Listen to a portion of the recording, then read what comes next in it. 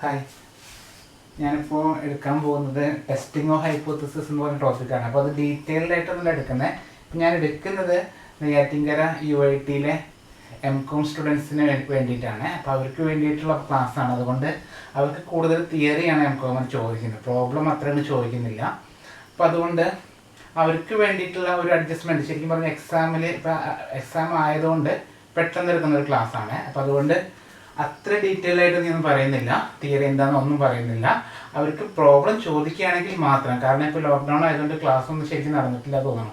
അപ്പോൾ അവിടുത്തെ ടീച്ചേഴ്സ് തന്നെ പറഞ്ഞ സന്ദീപ് ചെയ്യുകയാണെങ്കിൽ ഒരു വീഡിയോ ചെയ്യുന്നത് നന്നായിരിക്കുന്ന ടീച്ചർമാർ പറഞ്ഞിരുന്നു.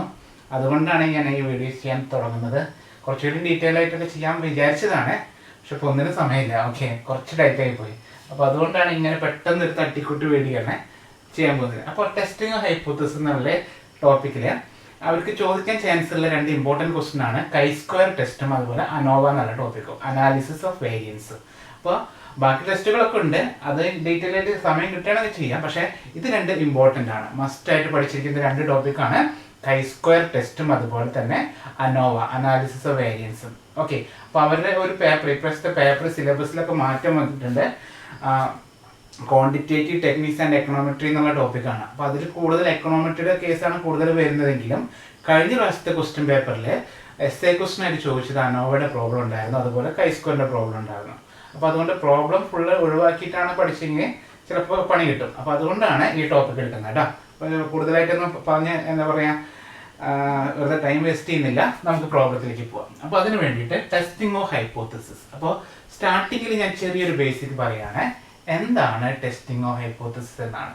ശരിക്കും പറഞ്ഞാൽ ഹൈപ്പോത്തിസിസ് എന്ന് പറഞ്ഞാൽ ഒരു അസംഷനാണ്, ഇതിങ്ങനെ ആയിരിക്കും അല്ലെങ്കിൽ അതിങ്ങനെ ആയിരിക്കും എന്നുള്ള ഒരു അസംഷനാണ്.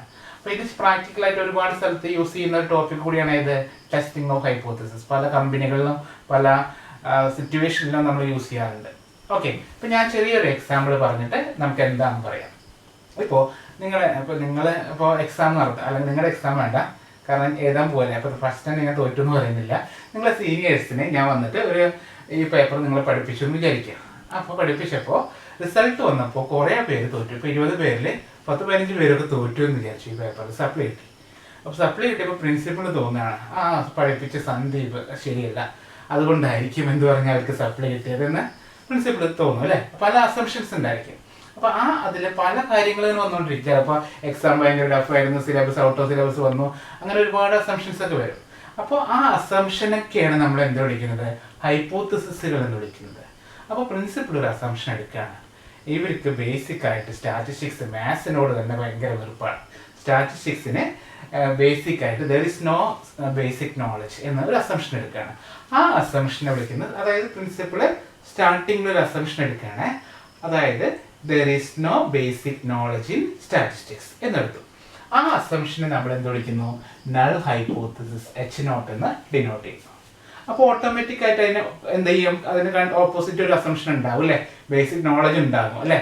അപ്പോൾ there is basic knowledge, അതിന് നമ്മൾ എന്ത് വിളിക്കുന്നു, ഓൾട്ടർനേറ്റീവ് ഹൈപ്പോത്തിസിസ് എന്ന് വിളിക്കുന്നു. അപ്പോൾ നമുക്ക് ഒരു നൾ ഹൈപ്പോത്തിസിസ് ആദ്യം എടുക്കുന്ന അസംഷൻ, അതിനെ നമ്മൾ എന്ത് വിളിക്കുന്നു, നൾ ഹൈപ്പോത്തിസിസ്. അപ്പോൾ ഈ എല്ലാ പ്രോബ്ലം അനോവയുടെ കേസിലൊക്കെ നമ്മൾ എടുക്കുന്നത് there is no significant difference എന്നാണ്. അപ്പോൾ അതുപോലെയാണ് ഞാൻ പറഞ്ഞത് there is no basic knowledge, basic knowledge ഒന്നും തന്നെ ഇല്ല. ഓക്കെ, അതുപോലെ ഓൾട്ടർനേറ്റീവ് ഹൈപ്പോത്തിസിസ്. ഓൾട്ടർനേറ്റീവ് ഹൈപ്പോത്തിസിസ് എന്ന് പറഞ്ഞാൽ there is a basic knowledge എന്ന് വിളിച്ചു. ഓക്കെ, അങ്ങനെ അസംഷൻ എടുത്തു. അപ്പോൾ അത് ചെക്ക് ചെയ്യാൻ വേണ്ടിയിട്ട് പ്രിൻസിപ്പിൾ ഒരു എക്സാം ഇടാൻ പോവാണ്. ഔട്ട് ഓഫ് 10 ഒരു എക്സാം ഇടാൻ പോവാണ്. ആ എക്സാമിനെ വിളിക്കുന്ന പേരാണ് ടെസ്റ്റ് സ്റ്റാറ്റിസ്റ്റിക് എന്ന് വിളിക്കും. അതിൽ ടെസ്റ്റ് സ്റ്റാറ്റിസ്റ്റിക് എന്ന് പറഞ്ഞാൽ നമ്മളിവിടെ യൂസ് ചെയ്യുന്ന ഒരു ടെസ്റ്റ്. ഓക്കെ, ഈ പ്രോബ്ലത്തിൽ നമുക്ക് ഈ ഹൈപ്പോത്തിസിസിന്റെ പ്രോബ്ലത്തിൽ കുറേ ടെസ്റ്റുകളുണ്ട്. T test, Chi-square test, ANOVA എന്ന് പറഞ്ഞൊരു ടെസ്റ്റ് തന്നെയാണ്, വാരിയൻസ് ടെസ്റ്റ് എന്ന് വിളിക്കും, അതുണ്ട്. പിന്നെ അങ്ങനെ ഒരുപാട് ടെസ്റ്റുകളുണ്ട്. ആ ടെസ്റ്റാണ്, അതായത് മെയിൻ ഫോർമുല അല്ലേ. ഇപ്പോൾ ഇവിടെ വരുന്ന ഫോർമുല ഇങ്ങനെയാണ്, Chi-square പ്രോബ്ലം ആണെങ്കിൽ Chi-square = side value minus expected value whole square by E, ഇങ്ങനൊരു ഫോർമുലയാണ്. ആ ഫോർമുലയാണ് എന്ത്, നമ്മുടെ ടെസ്റ്റ്. ഇപ്പം ഞാൻ ചെറിയൊരു എക്സാമ്പിളായിട്ട് പറഞ്ഞുള്ളൂ. പ്രിൻസിപ്പിൾ ഒരു ടെസ്റ്റ് നടത്തി, ആ ടെസ്റ്റിൽ ഒരു ബോർഡർ ലൈൻ വെക്കുകയാണ് പ്രിൻസിപ്പൾ. അതായത് 5 മാർക്ക്. 5 മാർക്കിനേക്കാൾ കൂടുതൽ കിട്ടിയാൽ അത് ഒരു ഈ ബേസിക് നോളജ് ഉണ്ട്. 5 മാർക്കിനേക്കാൾ കുറവ് കിട്ടിയാൽ ബേസിക് നോളജ് ഇല്ല. ഓക്കെ, അങ്ങനെ ഒരു റിജക്ഷനും ആക്സെപ്റ്റേഷൻസ് നടക്കുന്ന ആ ഒരു റീജിയനെ നമ്മൾ വിളിക്കുന്ന പേരാണ് ക്രിറ്റിക്കൽ റീജിയൻ എന്ന് വിളിക്കും. Okay, critical region. അപ്പം ഇവിടെ പറയുന്നത് എന്താ പറയുക, നമ്മുടെ വാല്യൂ നമ്മൾ എക്സാം നടത്തിയപ്പോൾ 5 മാർക്കിനേക്കാൾ ഗ്രേറ്റർ വന്നാൽ റിജക്റ്റ് H0. അതായത് ഗ്രേറ്റർ വന്നാൽ H0 റിജക്റ്റ് ചെയ്യും. ഇതല്ല ബേസിക് നോളജ് ഉണ്ട് എന്ന് വിളിക്കും. അത് ലെസ് ദാൻ 5, 5നേക്കാൾ കുറവാണെങ്കിൽ പ്രിൻസിപ്പൾ എടുത്ത അസംഷൻ ശരിയാണ്, അവർക്ക് പിള്ളേർക്ക് ബേസിക് നോളജ് ഇല്ല എന്ന് പറയും. അപ്പം ഇതാണ് നമ്മൾ എന്തിലേക്ക് പ്രോബ്ലത്തിലേക്ക് കൺവേർട്ട് ചെയ്യാൻ പോകുന്നത്. അപ്പോൾ ഇതേ സെയിം സിറ്റുവേഷൻ ആണ് നമ്മൾ എന്തിനും ചെയ്യുന്നത്, നമ്മുടെ കൈസ്ക്വയർ ടെസ്റ്റിനും വരുന്നത്. ഓക്കെ, അപ്പോൾ എല്ലാ ടെസ്റ്റിംഗ് ഹൈപ്പോത്തസിസിലും ഇത്രയും കാര്യങ്ങൾ ആവശ്യമുണ്ട്. അതായത് എന്തൊക്കെ വേണം, നൾ ഹൈപ്പോത്തസിസ് വേണം, ഓൾട്ടർനേറ്റീവ് ഹൈപ്പോത്തസിസ് വേണം, പിന്നെ ക്രിട്ടിക്കൽ ലെവൽ എന്ന് പറഞ്ഞൊരു റീജിയൻ വേണം, പിന്നെ ലെവൽ ഓഫ് സിഗ്നിഫിക്കൻസ് എന്ന് പറഞ്ഞാൽ അതായത് ഈ ഒരു യൂണിറ്റിലെ എല്ലാ പ്രോബ്ലം നമ്മൾ ചെയ്യുമ്പോൾ ആൽഫ ഈക്വൽ ടു 5% എന്ന് പറഞ്ഞാൽ ഒരു ലെവൽ ഉണ്ടാകും, അല്ലെങ്കിൽ ആൽഫ ഈക്വൽ ടു 1%. നമ്മൾ ടേബിൾ വാല്യൂ എടുത്തിട്ടാണ് ചെയ്യുക. ആ ടേബിൾ വാല്യൂവിൽ നമുക്ക് ഇതുണ്ട്, ലെവലുണ്ട്. അതിനെ ലെവൽ ഓഫ് സിഗ്നിഫിക്കൻസ് എന്ന് വിളിക്കുന്നു. അത് വെച്ചിട്ടാണ് പ്രോബ്ലം നോക്കുന്നത് കേട്ടോ. അപ്പോൾ ഇതാണ് നമ്മൾ ചെയ്യാൻ പോകുന്നത്. ഓക്കെ, ഇത്രയും കാര്യങ്ങൾ ആണ് മെയിനായിട്ട് നടക്കുന്നത്. അപ്പോൾ അതിൽ 2 തരത്തിലുള്ള ടെസ്റ്റിംഗ് ആണ് നമ്മൾ ആദ്യം നോക്കേണ്ടത്. അതായത് നമ്മൾ എടുക്കുന്ന സാമ്പിളിൻ്റെ സൈസ്, എണ്ണിൻ്റെ size greater than or equal to 31, 31 അതിൽ കൂടുതൽ വരികയാണെങ്കിൽ അതിനെ ലാർജ് സാമ്പിൾ എന്ന് വിളിക്കും. അപ്പോൾ അതിന് ഒരു ഫോർമുലാസ് എല്ലാം വ്യത്യാസമാണ്, അത് ഡീറ്റെയിൽ ആയിട്ട് അടുത്ത ക്ലാസ്സിൽ ചെയ്യാം. ദെൻ n ലെസ് ദാൻ 30, 31 കുറവ്, 30 അതിൽ കുറവ് വരികയാണെങ്കിൽ അത് സ്മോൾ സാമ്പിളാണ്. അപ്പോൾ സ്മോൾ സാമ്പിളിൽ യൂസ് ചെയ്യുന്ന ടെസ്റ്റുകളാണ് T test, chi square test, F test. അങ്ങനെ 3 ടെസ്റ്റാണ് സ്മോൾ സാമ്പിളിൻ്റെ കേസിൽ നമ്മൾ എടുക്കുന്നത്. അപ്പോൾ ഈ കൈ സ്ക്വയർ നമ്മളിപ്പോൾ പഠിക്കണം. അനോവയിൽ നമ്മൾ യൂസ് ചെയ്യുന്നതാണ് ഏത്, എഫ് ടെസ്റ്റ്. ഓക്കെ, അപ്പോൾ ഈ ടി നമുക്ക് ചെയ്യാനുള്ളതാണ്, ഇതൊക്കെ നമ്മൾ സിലബസിലുള്ളതാണ്. പക്ഷെ മെയിനായിട്ട് കൈ സ്ക്വയറും അനോവയാണ് ഇപ്പോൾ പഠിപ്പിക്കാൻ പോകുന്നത്. അപ്പോൾ ആദ്യം നമുക്ക് കൈ സ്ക്വയർ നോക്കാം. അപ്പോൾ ഇതാണ് ഫോർമുല, കൈ സ്ക്വയർ ടെസ്റ്റ്. കൈ സ്ക്വയർ, അതിൻ്റെ പേര് എങ്ങനെയാണ് കേട്ടോ, കൈ സ്ക്വയർ. ഓക്കെ, ഇതാണ് കൈ എന്നുള്ളത്, അതിൻ്റെ സിമ്പിൾ ഇങ്ങനെയാണ്, കൈ സ്ക്വയർ കേട്ടോ. അതായത് ഇങ്ങനെ ഇട്ടിട്ട് ഒരു വര, ഒരു സ്ക്വയർ, കൈ സ്ക്വയർ. അപ്പോൾ ഈ കൈ സ്ക്വയറിന് 2 ടൈപ്പ് ഉണ്ട്. ശ്രദ്ധിക്കുക, നമ്മൾ പ്രൊജക്റ്റൊക്കെ ചെയ്യുന്ന സമയത്ത് അവിടെയൊക്കെ യൂസ് ചെയ്യുന്ന ഒരു ടോപ്പിക്, പ്രൊജക്ട് റിപ്പോർട്ടൊക്കെ ചെയ്യുമ്പോൾ അവിടെ അവസാനം ടെസ്റ്റിംഗ് നടത്തിയിട്ട് നമ്മുടെ അസംഷൻ ശരിയാണ്, നമ്മളെടുക്കുന്ന സ്റ്റഡി തെറ്റാണ് ശരിയാണെന്നൊക്കെ നോക്കില്ലേ. ഓക്കെ, അപ്പോൾ അവിടെയൊക്കെ യൂസ് ചെയ്യുന്ന കൈ സ്ക്വയർ ടെസ്റ്റാണ് കേട്ടോ. കൈ സ്ക്വയർ യൂസ് ചെയ്തിട്ടാണ് നമ്മൾ ഈ റിസർച്ച് മെത്തഡോളജിയിലൊക്കെ പ്രോബ്ലം ചെയ്യാൻ പോകുന്നത്. അപ്പോൾ അത് ഡീറ്റെയിൽ ആയിട്ട് ഞാൻ പറയുന്നില്ല. നമുക്കതിനും ഈ എക്സാം പോയിന്റ്, എക്സാമിലേക്ക് വേണ്ട പ്രോബ്ലമാണ് ഇപ്പോൾ എടുക്കാൻ പോകുന്നത്. അപ്പോൾ കൈ സ്ക്വയറിൻ്റെ പ്രോബ്ലത്തിൽ ഉള്ള ഫോർമുല, കൈ സ്ക്വയറിൻ്റെ ഫോർമുല ഇതാണ്, chi square equal to O minus E whole square by formula O minus E whole square by E. ഇതിൻ്റെ സിഗ്മ എന്ന് പറഞ്ഞാൽ ഡീറ്റെയിൽ ആയിട്ട് എഴുതാം. 1 മിനിറ്റ്. കൈ സ്ക്വയർ ടെസ്റ്റിൻ്റെ ഫോർമുലയുടെ, കൈ സ്ക്വയറിൻ്റെ ഫോർമുല ഇതാണ്, chi square equal to sigma O minus E observed value minus expected value whole square by E. ഇത് ചെയ്തതിൻ്റെ സമ്മേഷനാണ് ഇത് കൈ സ്ക്വയർ. അതിൽ O എന്നുള്ളത് ഒബ്സർവ്ഡ് ഫ്രീക്വൻസിയാണ്, നമുക്ക് തന്നിരിക്കുന്ന ഫ്രീക്വൻസിനെ O എന്ന് വിളിക്കുന്നു. E എന്ന് പറഞ്ഞാൽ എക്സ്പെക്റ്റഡ് ഫ്രീക്വൻസിയാണ്, അത് നമ്മൾ കണ്ടുപിടിക്കണം, അതിനെ എക്സ്പെക്റ്റഡ് ഫ്രീക്വൻസി എന്ന് വിളിക്കുന്നു. വേറെ ഒന്നും നമുക്കിതിലില്ല കേട്ടോ. അപ്പോൾ നമുക്ക് പ്രോബ്ലത്തിലേക്ക് പോവാം. ഓക്കെ, അപ്പോൾ ഞാനൊരു ക്വസ്റ്റ്യൻ തരികയാണ്, എന്നിട്ട് പ്രോബ്ലം ചെയ്യാം.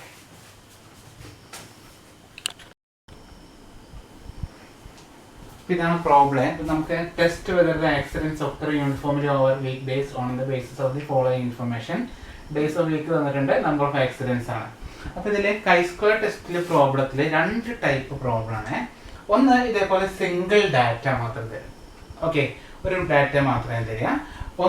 രണ്ടാമത്തെ ടൈപ്പ് എന്ന് പറഞ്ഞാൽ എന്താ പറയുക, ആട്രിബ്യൂട്ട്സ് എന്ന് വിളിക്കുക. അതായത് ഇങ്ങനെ ഒരു ടേബിളായിട്ട്, അതാണ് കൂടുതൽ ചോദിക്കുന്നത്. കഴിഞ്ഞ വർഷം ചോദിച്ചത് അതാണ് കേട്ടോ. അതായത് ടേബിളായിട്ട് ഇങ്ങനെ 3 ഡാറ്റ, ഇങ്ങനെയൊക്കെ ടേബിൾ തരും. വാല്യൂസ് ഇവിടെ ഒരു 50 ഇങ്ങനെയായിട്ട് ടേബിളായിട്ട് ഒരു സ്ക്വയർ ടേബിളോ അല്ലെങ്കിൽ റെക്ടാങ്കിൾ ടേബിളോ ഒക്കെ ആയിട്ട് തരും. അപ്പോൾ അങ്ങനെയുള്ള ടൈപ്പും ഉണ്ട്. ഒരു ഡാറ്റ മാത്രം, ഒരു സിംഗിൾ ഡാറ്റ എക്സിൻ്റെ വാല്യൂ മാത്രം തരുന്ന ടൈപ്പും ഉണ്ട്. അപ്പോൾ രണ്ട് ടൈപ്പിലും കൈ സ്കോർ ചോദിക്കും. പിന്നെ മൂന്നാമത്തെ ഒരു ടൈപ്പ് കൂടി ഉണ്ട്. അതായത് നമ്മൾ ബൈനോമിയൽ ഡിസ്ട്രിബ്യൂഷൻ ഒക്കെ പറഞ്ഞിട്ടുണ്ട്, അറിയുന്ന വിചാരിക്കുന്നു. ബൈനോമിയലും പോയിസോണിൻ്റെ പ്രോബ്ലം ചെയ്ത് കഴിഞ്ഞിട്ട് അതിൻ്റെ ഉള്ളിൽ ടെസ്റ്റിംഗ് ഹൈപ്പോത്തസിസ് ചോദിക്കും. അതിനെ test for goodness of fit എന്നാണ് പറയുക. അപ്പോൾ അതിൻ്റെ ഉള്ളിലും പ്രോബ്ലം ചോദിക്കും. അപ്പോഴും നമ്മൾ ചെയ്യുന്നത് ഈ ചെയ്യുന്ന പോലെയാണ്. ഓക്കെ, അപ്പോൾ നമുക്ക് നോക്കാം എന്താണ് ചെയ്യേണ്ടത്. അപ്പോൾ ടെസ്റ്റിംഗ് ഹൈപ്പോത്തസിസിൻ്റെ പ്രോബ്ലത്തിൽ, കൈ സ്ക്വയറിൻ്റെ പ്രോബ്ലത്തിൽ ഇങ്ങനെ ഒരു ക്വസ്റ്റ്യൻ കിട്ടിക്കഴിഞ്ഞാൽ ഇതിൽ മാത്രമല്ല കേട്ടോ, ഈ ഒരു യൂണിറ്റിലെ, അതായത് ടെസ്റ്റിംഗ് ഹൈപ്പോത്തസിസ് എന്ന് വിളിക്കുന്ന യൂണിറ്റിലെ എന്ത് ടോപ്പിക്ക് ചോദിച്ചാലും കുറേ അഡ്ജസ്റ്റ്മെൻറ്റുകളുണ്ട്. അഡ്ജസ്റ്റ്മെൻറ്റ് പറഞ്ഞാൽ സ്റ്റെപ്പൊക്കെ നമ്മൾ നല്ല നീറ്റായിട്ട് എഴുതാം. എന്തായാലും നമ്മൾ ലോക്ക്ഡൗൺ ഒക്കെ ആയിട്ട് ക്ലാസ്സൊന്നും ശരിക്കും നടക്കുന്നില്ല. അപ്പോൾ നീറ്റായിട്ട് സ്റ്റെപ്പ് എഴുതി കുറച്ച് ടീച്ചർമാർ പേപ്പർ നോക്കുന്ന ആൾക്കാരെ കണ്ണിൽ കുറച്ച് പൊടിയിട്ട് കൊടുക്കാൻ പോവുകയാണ്.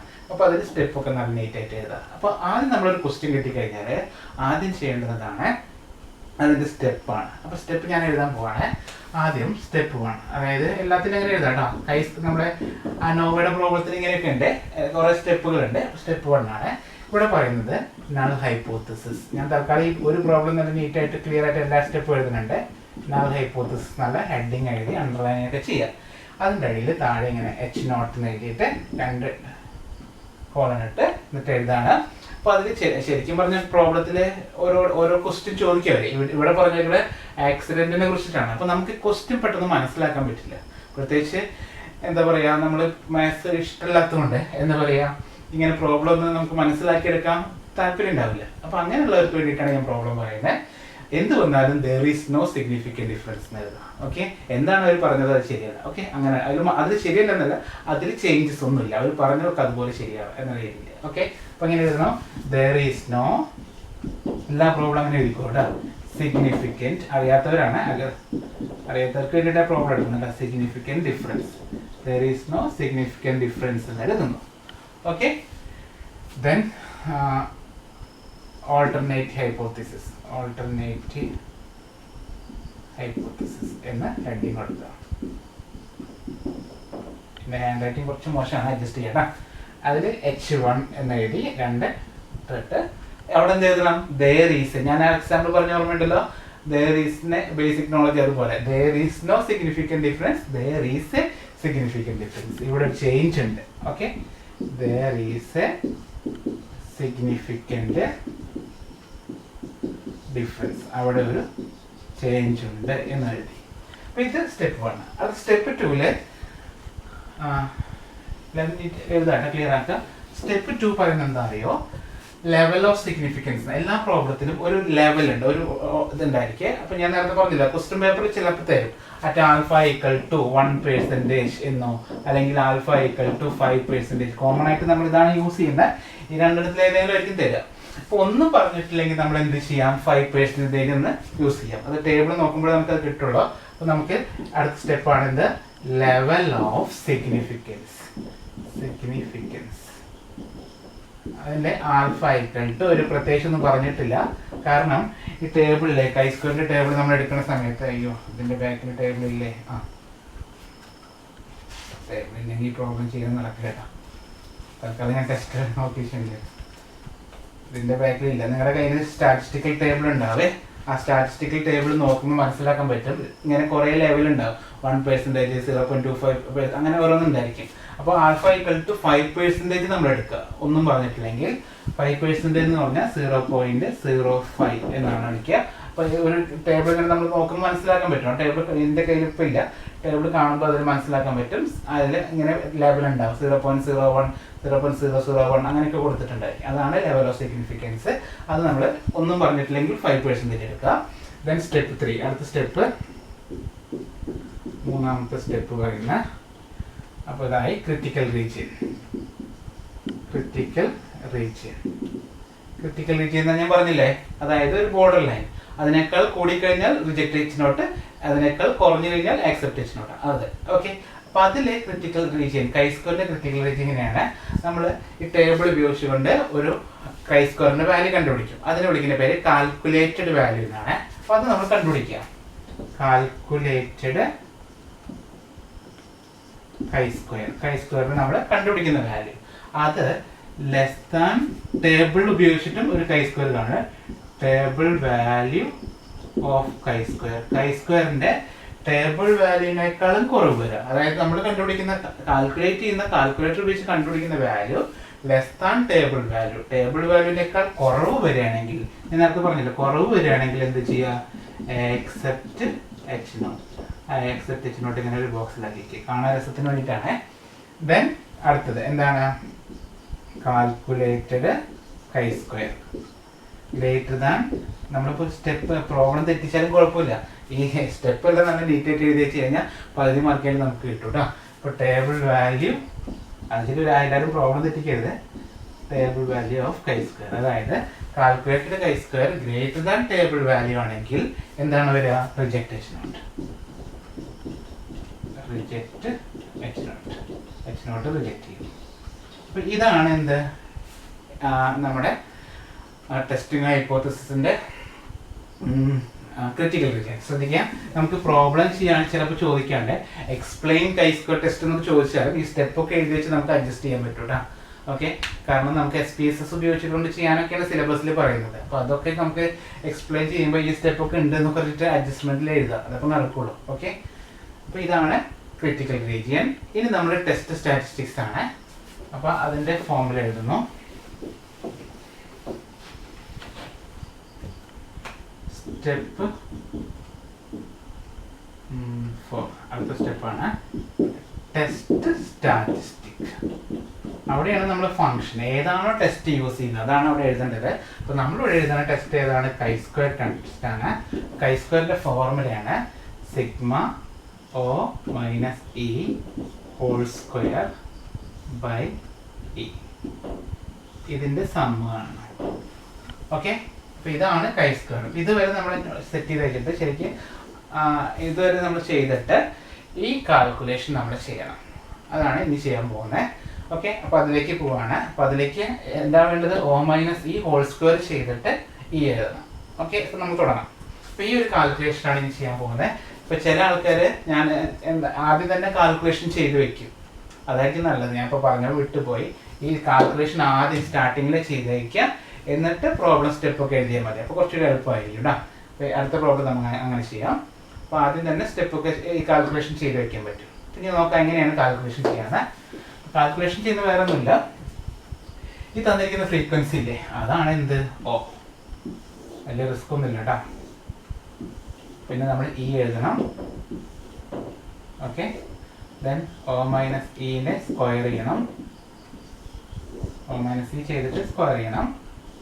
Then O minus E square ചെയ്തതിനെ സ്ക്വയർ ചെയ്ത് കിട്ടിയ വാല്യൂനെ ഇ കൊണ്ട് ഡിവൈഡ് ചെയ്യണം. ഇത്രയാണ് ചെയ്യേണ്ടത്.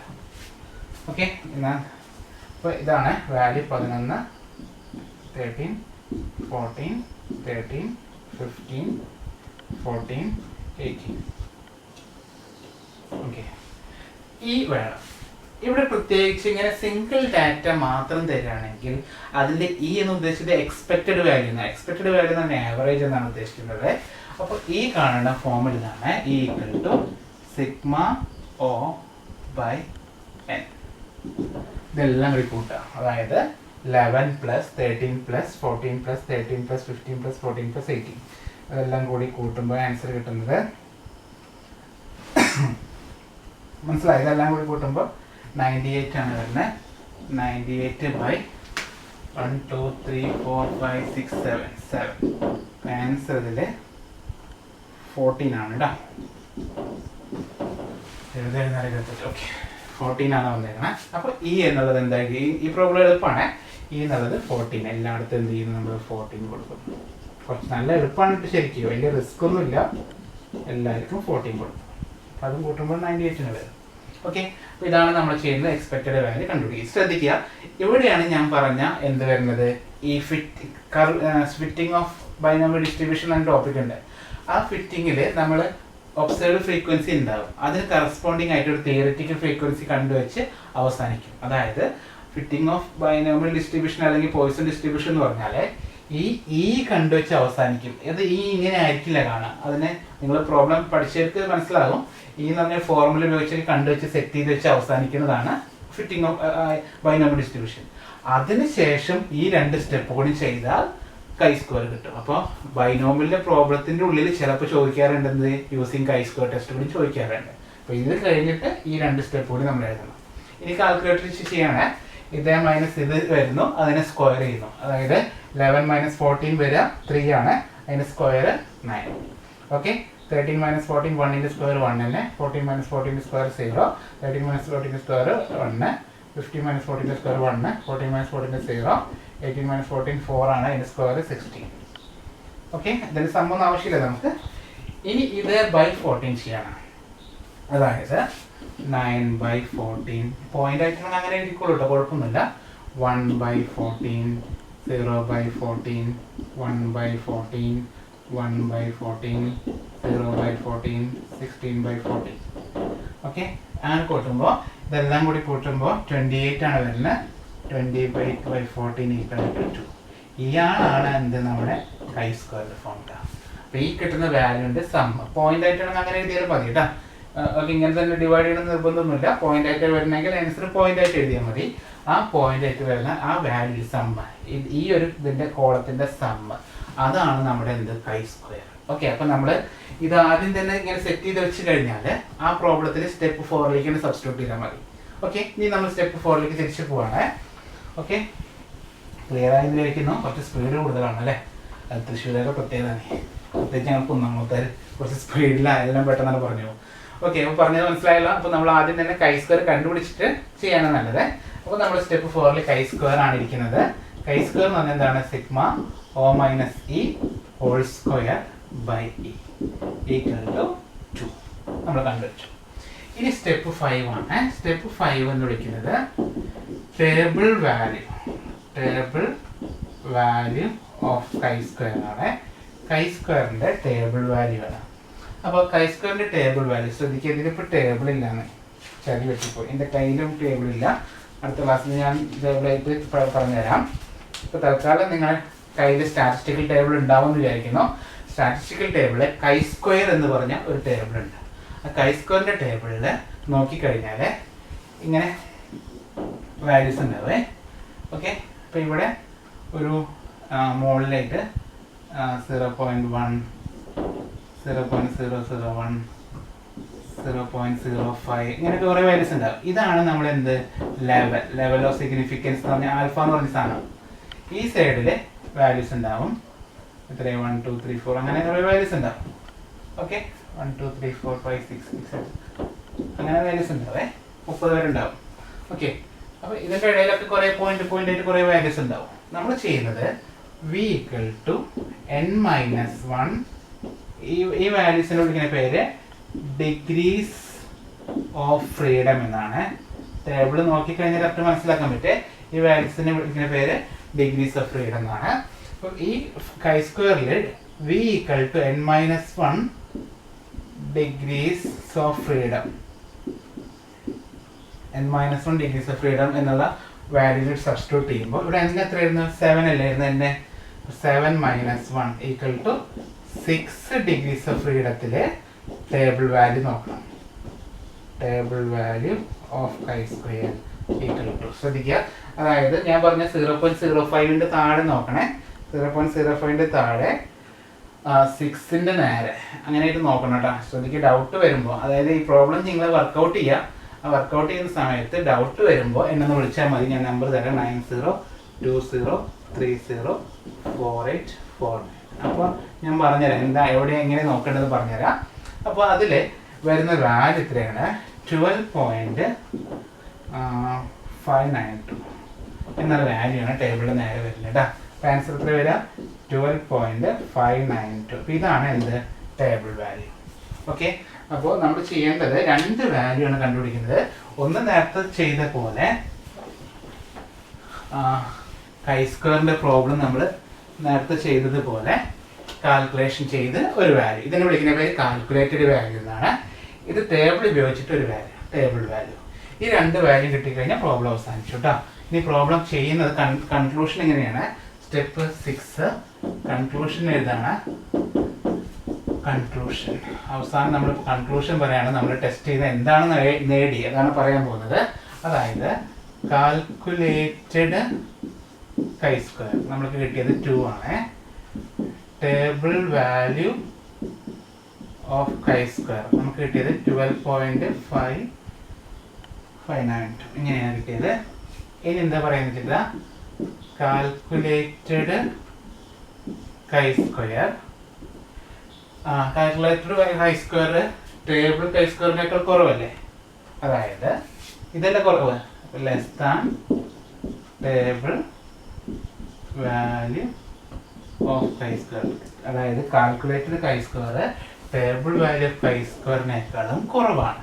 അങ്ങനെ വരുമ്പോൾ എന്താണ് എഴുതുക, എക്സെപ്റ്റ് എച്ച് നോട്ട് എന്ന് എഴുതി വെച്ച് കഴിഞ്ഞാൽ നമുക്ക് 10 മാർക്ക് കിട്ടി. വളരെ സിമ്പിളാണ്. ഓക്കെ, അപ്പോൾ എക്സെപ്റ്റ് എച്ച് നോട്ട് എന്ന് എഴുതുന്നത്. ഓക്കെ, അതായത് എന്താണ് H nought? Null hypothesis accept ചെയ്തു. അപ്പോൾ നമ്മൾ ഡീറ്റെയിൽ ആയിട്ട് എഴുതാം. We accept the null hypothesis, that is there is no significant, അവസാനം എഴുതണേ, there is no significant difference എന്ന് പറഞ്ഞ് ഇതെങ്ങനെ എഴുതിയാലും കുഴപ്പമില്ല, അവസാനം എഴുതിക്കുക വി ആക്സെപ്റ്റ് നൾ ഹൈപ്പോത്തസിസ് എന്ന് പറഞ്ഞ് അവസാനിപ്പിക്കുക കേട്ടോ. അപ്പോൾ ഇതാണ് എന്താ പറയുക കൈ സ്ക്വയർ ടെസ്റ്റ്. അപ്പോൾ അതിൽ ഒരു മെത്തേഡ് കൂടി ഉണ്ട്, അതായത് ഇതിന് പ്രോബ്ലംസ് ഒക്കെ നിങ്ങൾ വർക്കൗട്ട് ചെയ്തിട്ട് എല്ലാവരുടെ കയ്യിലും ടെസ്റ്റ് ഉണ്ടെന്ന് വിചാരിക്കുന്നു. പ്രോബ്ലംസ് ഒന്ന് വർക്കൗട്ട് ചെയ്ത് നോക്കുക. ഡൗട്ട് കഴിഞ്ഞാൽ ഞാൻ പറഞ്ഞ നമ്പറിൽ വിളിച്ചാൽ മതി. ഓക്കെ, ഞാൻ അടുത്ത സെക്ഷനിലേക്ക് പോവാം. അതായത് ആട്രിബ്യൂട്ട്സ് വരുമ്പോൾ എന്താ ചെയ്യാന്നുള്ളത്. അതിൽ പ്രത്യേകതയൊന്നുമില്ല, ആ ഒബ്സർവ്ഡ് ഫ്രീക്വൻസി എക്സ്പെക്റ്റഡ് ഫ്രീക്വൻസി കണ്ടുപിടിക്കുന്നത് എങ്ങനെയാണ്, അത് മാത്രമേ പ്രത്യേകതയുള്ളൂ, വേറെ റിസ്ക് ഒന്നുമില്ല. തുടങ്ങാം.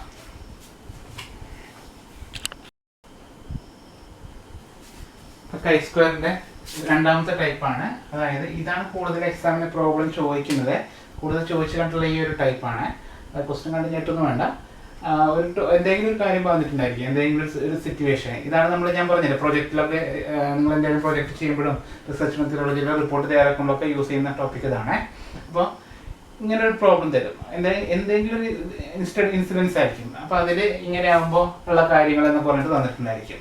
ഇത് ടെസ്റ്റ് ചെയ്യാൻ ചോദിക്കും. അപ്പോൾ ഇവിടെ എന്താണെന്ന് പറഞ്ഞേക്കണത്, following data relating social status and state of intelligence test method intelligence related to social status ആണ്. അപ്പോൾ ലോവർ മിഡിൽ ആൾക്കാർ dull intelligence brilliant, middle dull intelligence brilliant, upper middle dull intelligence brilliant, ഇങ്ങനെ ഡാറ്റ തന്നിട്ടുണ്ട്. ഇപ്പോൾ ഇതിൽ ഇങ്ങനെ തരുന്ന ഈ ഒരു മോഡലിൽ തരുന്ന ടെസ്റ്റിങ്ങോ ഹൈപ്പോത്തസിസിൻ്റെ ഏത് പ്രോബ്ലം എടുത്താലും ഒന്നെങ്കിൽ അനോവയോ അല്ലെങ്കിൽ എന്തായിരിക്കും കൈ സ്ക്വയർ ആണ് ചെയ്യേണ്ടത്. ഇപ്പോൾ ഇത് കൈ സ്ക്വയർ ആയിട്ട് എടുക്കുന്നത്.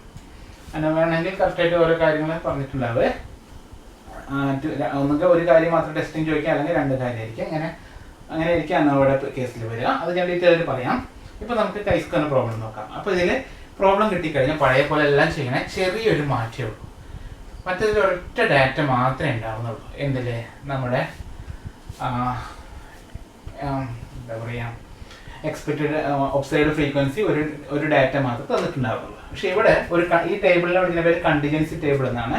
ഇങ്ങനെ ഒരു ടേബിളായിട്ടാണ് തന്നേക്കുന്നത്, അതായത് റോയും കോളുമുള്ള ടേബിളായിട്ട് തന്നേക്കുന്നു. അപ്പോൾ ആ ഒരു ചേഞ്ച് മാത്രമേ ഉള്ളൂ, വേറെ ചേഞ്ച് ഒന്നുമില്ല. സ്റ്റെപ്പ് എല്ലാം പഴയതുപോലെ തന്നെയാണ്. എന്തൊക്കെ എഴുതണം ഞാൻ ഇപ്പോൾ എഴുതുന്നില്ല കേട്ടോ, ഡീറ്റെയിൽ എഴുതുന്നില്ല, നിങ്ങൾ എഴുതാം. അതായത് first step 1 null hypothesis, there is no significant difference. Alternative hypothesis, there is a significant difference. Level of significance അവർ പറഞ്ഞിട്ടില്ല, അതുകൊണ്ട് ആൽഫ ഈക്വൽ ടു എന്ത് പറയുന്നു 5%. ദെൻ ക്രിട്ടിക്കൽ റീജിയൻ എന്താണ്, calculated value chi square less than table value ആണെങ്കിൽ accept H nought, greater than table value ആണെങ്കിൽ reject H nought. Then test സ്റ്റാറ്റിസ്റ്റിക്കിൻ്റെ formula അതാണ്, പക്ഷെ ഒരു ചെറിയ വ്യത്യാസമുണ്ട്. അതായത് നമ്മൾ ടേബിൾ വാല്യൂ കാണുന്ന സമയത്ത് എന്താ പറയുക, ഒരു ഞാൻ പറഞ്ഞില്ല ഡിഗ്രീസ് ഓഫ് ഫ്രീഡം ഉണ്ടായിരുന്നു അല്ലേ, അതിൻ്റെ ഫോർമുല മാറിയിട്ടാണ് V equal to r-1 into c-1 degrees of freedom. ഈ ഫോർമുലയാണ് നമ്മൾ അനോവയുടെ പ്രോബ്ലത്തിലും ഡിഗ്രീസ് ഓഫ് ഫ്രീഡം എടുക്കുന്നുണ്ട്. അവിടെ എടുക്കുന്നത് ഇങ്ങനെയാണ് എടുക്കുന്നത്, വി ഈക്വൽ ടു എന്താണ് r-1 ഇൻറ്റു c-1. r ഉദ്ദേശിച്ചത് എത്ര റോ ഉണ്ട്, ഇവിടെ എത്ര റോ ഉണ്ട് 1 2 3. അപ്പോൾ ഈ പ്രോബ്ലത്തിലാണെങ്കിൽ എത്ര റോ വരിക 3-1 ഇൻറ്റു എത്ര കോളുണ്ട് 1 2 3 കോളങ്ങളാണ് 3-1. അപ്പോൾ 2 × 2 equal to 4 degrees of freedom ആണ് നമ്മൾ ടേബിൾ വാല്യൂ കാണുന്ന സമയത്ത്. അത് മാത്രമേ ഒരു ചേഞ്ച് ഉള്ളൂ, ബാക്കി എല്ലാം പഴയ പോലെ തന്നെയാണ് കേട്ടോ. പഴയ പോലെയാണ് പ്രോബ്ലം ചെയ്യേണ്ടത്. ഓക്കെ, ഇനി ഞാൻ ഈ പ്രോബ്ലത്തേക്ക് കിടക്കാം. അപ്പോൾ ഇവിടെ നമ്മൾ ചെയ്യുന്നത് ചിലപ്പോൾ ഈ ടോട്ടൽ ലെവൽ തന്നിട്ടുണ്ടാവേ. ഓക്കെ, ചിലപ്പോൾ നമുക്ക് തരില്ല. അപ്പം നമ്മൾ എന്ത് ചെയ്യുക, ആദ്യം തന്നെ ഈ കോളത്തിൽ സം ചെയ്യാണ്, 120 കിട്ടും. ഈ കോളം സം ചെയ്യുക, 125 കിട്ടും. ഈ കോളം സം ചെയ്യുക, 75 കിട്ടും. അതേപോലെ റോയിൽ ഈ റോ ഫസ്റ്റ് റോ സം ചെയ്യുമ്പോൾ 80 കിട്ടുന്നു, സെക്കൻഡ് റോ 140, തേർഡ് റോ 100. ഇനി റോ ഇതെല്ലാം കൂടി ടോട്ടൽ ചെയ്താലും ഇതെല്ലാം കൂടി ടോട്ടൽ ചെയ്താലും എത്രയായാലും 320. ഇങ്ങനെ കൂട്ടിയാലും 320, ടോട്ടൽ 320. ഇത്രയും കാര്യങ്ങൾ നമ്മൾ സം ചെയ്ത് വയ്ക്കുക. ചിലപ്പോൾ ക്വസ്റ്റ്യനിൽ തന്നെ അവർ ടോട്ടൽ ചെയ്ത് തരും. അങ്ങനെ തരുന്ന പ്രോബ്ലത്തിൽ ഇത് റോയുടെയും കോളത്തിൻ്റെ എണ്ണമായിട്ട് കൺസിഡർ ചെയ്യരുത് കേട്ടോ. ടോട്ടലിനെ റോയും കോളമായിട്ട് മാറ്റില്ല, എണ്ണത്തിലേക്ക്, അതായത് ആറും സീരും നമ്പറായിട്ട് മാറ്റരുത്. ഈ ഡാറ്റ മാത്രമാണ് എത്ര കോളം എത്ര റോയും ഉണ്ടെന്ന് തീരുമാനിക്കുന്നത്. ഓക്കെ, ഇനി നമുക്ക് അറിയേണ്ടത് ഇത്ര മാത്രമേ ഉള്ളൂ. ഇതിൽ ഒബ്സേർവ്ഡ് ഫ്രീക്വൻസി എക്സ്പെക്റ്റഡ് ഫ്രീക്വൻസി എങ്ങനെ എഴുതാമെന്നാണ്. അത് ജസ്റ്റ് പറഞ്ഞിട്ട് ഞാൻ നിർത്തുകയാണ്. ബാക്കി നിങ്ങൾ കംപ്ലീറ്റ് ചെയ്യണം. കംപ്ലീറ്റ് ചെയ്തിട്ട് ഡൗട്ട് ഉണ്ടോ വിളിച്ചാൽ മതി. അപ്പോൾ ഇതിൽ എങ്ങനെ ചെയ്യാൻ വെച്ചിട്ട് ഞാനിപ്പോൾ ഈ സൈഡിൽ മായ്ക്കുന്നുണ്ട്. അതായത് ഒബ്സേർവ്ഡ് ഫ്രീക്വൻസി എഴുതുന്നതും എക്സ്പെക്റ്റഡ് ഫ്രീക്വൻസി എഴുതുന്നതും മാത്രം വ്യത്യാസമുണ്ട്. അത് മനസ്സിലാക്കി കഴിഞ്ഞാൽ പ്രോബ്ലം നിങ്ങൾക്ക് തന്നെ തനിയെ ചെയ്യാവുന്നുള്ളൂ കേട്ടോ. അത്ര വലിയ റിസ്ക് ഒന്നുമില്ല. എല്ലാവരും ചുമ്മാ പറയാണ് സ്റ്റാറ്റി ഭയങ്കര ക്യൂട്ടി ഭയങ്കര ടഫാണ്. ഓക്കെ, വെറുതെ പറയാണ് കേട്ടോ. ഓക്കെ, അപ്പോൾ നമ്മൾ ആദ്യം ഒബ്സേർവ്ഡ് ഫ്രീക്വൻസി ഞാൻ ചെറുതാക്കി എഴുതാണേ. പിന്നെ എന്ത് വേണം നമുക്ക് വളരെ എഴുതാനേ, ഒബ്സേർവ്ഡ് ഫ്രീക്വൻസി എക്സ്പെക്റ്റഡ് ഫ്രീക്വൻസി ഇത്രയുള്ള. ഒബ്സേർവ്ഡ് ഫ്രീക്വൻസി അറിഞ്ഞാൽ ഇത് ഈ ഡാറ്റ അല്ലേ, ഈ ഡാറ്റ കറക്റ്റ് തന്നെ എഴുതാം. ഒന്നെങ്കിൽ റോ ആയിട്ട് എഴുതാണ്. ഞാൻ ആദ്യം റോ എഴുതാണ്. 22 ആദ്യത്തെ റോ എഴുതി, 35, 23, പിന്നെ അടുത്ത റോയ്ക്ക് വന്നു 38, 70, 32, അടുത്ത റോ 60, 20, 20. ഇതാണ് നമ്മുടെ ഒബ്സേർവ്ഡ് ഫ്രീക്വൻസി. ഇനി എക്സ്പെക്റ്റഡ് ഫ്രീക്വൻസി കാണുന്നത് മനസ്സിലാക്കി കഴിഞ്ഞാൽ നിങ്ങൾക്ക് തന്നെ ചെയ്യാം. ഞാൻ എൻ്റെ ആവശ്യമൊന്നുമില്ല, നിങ്ങൾക്ക് തന്നെ ചെയ്തതെന്നുള്ളൂ. ഇപ്പോൾ 22 ഉണ്ട്. ഇത് ഈ ഒരു വാല്യൂവിൻ്റെ കറസ്പോണ്ടിങ് ആയിട്ട് ഒബ്സേർവ്ഡ് ഫ്രീക്വൻസി കിട്ടാൻ ഈ 22 എന്നുള്ള ഇതില്ലേ അതിൻ്റെ താഴത്തെ ടോട്ടൽ എടുക്കുക. എത്രയാണ്? 120 ഇൻറ്റു അതിൻ്റെ സൈഡിലത്തെ ടോട്ടൽ എടുക്കുക. എത്രയാണ്? 80 ബൈ നമ്മുടെ ടോട്ടൽ വാല്യൂ എത്രയാണ്? 320. ഇതാണ് ചെയ്യേണ്ടത്. അപ്പം എങ്ങനെയാണ് എക്സ്പെക്റ്റഡ് ഫ്രീക്വൻസി ചെയ്യേണ്ടത്? ഏത് വാല്യൂവിൻ്റെ ആണോ എക്സ്പെക്റ്റഡ് ഫ്രീക്വൻസി കാണുന്നതെങ്കിൽ അതിൻ്റെ താഴത്തെ ടോട്ടല് ഇൻറ്റു അതിൻ്റെ സൈഡിലത്തെ ടോട്ടല് ബൈ ടോട്ടൽ വാല്യൂ. അപ്പോൾ ഇതിൽ കൊടുക്കുമ്പോൾ വരുന്നത് 20 കറസ്പോണ്ട് ആയിട്ട് വരുന്നത് 30 എന്നാണ്. ഞാൻ ചെക്ക് ചെയ്ത് നോക്കിയിട്ടില്ല, ടെക്സ്റ്റിൽ ആൻസർ അങ്ങനെ എഴുതുന്നതാണ് കേട്ടോ. ഓക്കെ, അപ്പോൾ അടുത്തത് എങ്ങനെയാണ്? 35ൻ്റെ താഴത്തെ ടോട്ടൽ എത്രയാണ്? 125 ഇൻറ്റു 35ൻ്റെ സൈഡിലത്തെ ടോട്ടൽ 80 ബൈ 320 ഈക്വൽ ടു അവർക്ക് കിട്ടിയേക്കണേ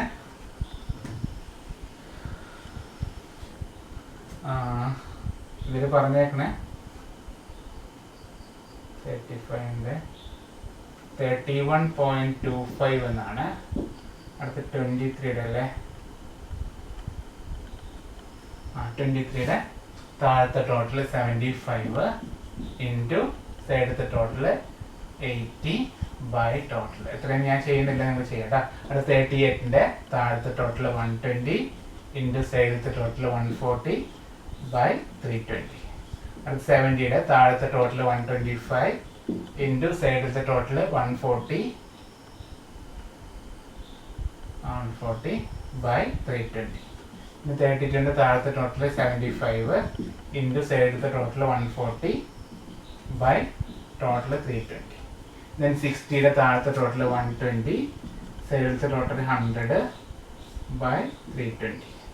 ദെൻ 20യുടെ താഴത്തെ ടോട്ടൽ 125 സൈഡത്തെ ടോട്ടൽ 100 ബൈ 320. താഴത്തെ ടോട്ടൽ അടുത്ത 20യുടെ 75 into 100 by 320.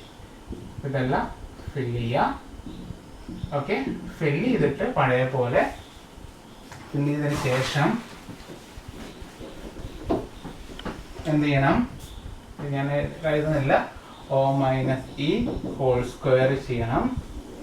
Then O minus E whole സ്ക്വയറിന് ബൈ ഇ ചെയ്യണം. അതിൻ്റെ ടോട്ടൽ വാല്യൂ കൈ സ്ക്വയർ കേട്ടോ. അതിൻ്റെ ടോട്ടൽ വാല്യൂ കൈ സ്ക്വയറിൻ്റെ ആൻസർ മാത്രം ഞാൻ പറയുകയാണ്. കൈ സ്ക്വയറിൻ്റെ വാല്യൂ 35.15 ആണ് വന്നിട്ടുള്ളത് കേട്ടോ. ചെക്ക് ചെയ്ത് നോക്കാം. ഓക്കെ, ഇവിടെ ടേബിൾ വാല്യൂ 9.48 ആണ് അവർ കാണിക്കുന്നത്. 9.48 ആണ്. Calculated value is greater than table value ആണ്. ടേബിൾ വാല്യൂവിനേക്കാളും കൂടുതലാണ്. ഇത് ടേബിൾ വാല്യൂ ചെറുതല്ലേ, ഇതാണ് വലുത്. അപ്പോൾ ഗ്രേറ്റർ ദാൻ ടേബിൾ വാല്യൂ ആണ്. അപ്പോൾ ഈ പ്രോബ്ലം റിജക്റ്റ് H നോട്ട് എന്നാണ് വരുന്നത്. ഒന്ന് ചെക്ക് ചെയ്യുക. കാരണം ഞാൻ പറഞ്ഞില്ല, കുറച്ച് സ്പീഡിലെടുത്ത ക്ലാസ്സാണ്, അത്ര വലിയ സ്റ്റാൻഡേർഡൊന്നുമില്ല. ഓക്കെ, അപ്പോൾ മനസ്സിലായി വിചാരിക്കുന്നു. മനസ്സിലായിച്ചെങ്കിൽ നമുക്ക് അനോവയുടെ ക്ലാസ് കുറച്ചുകൂടി ഡീറ്റെയിൽ ആയിട്ട് ചെയ്യാം. ഇന്ന് ഞാൻ കുറേ ദിവസമായിട്ട് ബ്രേക്ക് ചെയ്യായിരുന്നു, ക്ലാസ് ഒന്നും എടുത്തിരുന്നില്ല. പിന്നെ നിങ്ങൾ ഗ്രൂപ്പിൽ വീഡിയോസ് നോട്ട്സൊക്കെ അയക്കുന്ന കണ്ടപ്പോൾ എടുത്തതാണ്. ഓക്കെ, അപ്പോൾ നിങ്ങൾക്ക് വേണ്ടിയിട്ടുള്ള വീഡിയോ ആണ്. അപ്പോൾ മനസ്സിലാകുമെന്ന് വിചാരിക്കുന്നു. കുറച്ച് സ്പീഡ് കൂടുതലാണ് എങ്കിലും അഡ്ജസ്റ്റ് ചെയ്ത് മനസ്സിലാക്കാം. അടുത്ത ഡീറ്റെയിൽ ആയിട്ട് കുറച്ച് സമയം കിട്ടുകയാണെങ്കിൽ ഡീറ്റെയിൽ ആയിട്ടുള്ള വീഡിയോ ചെയ്യുന്നതായിരിക്കും കേട്ടോ. Okay, thank you.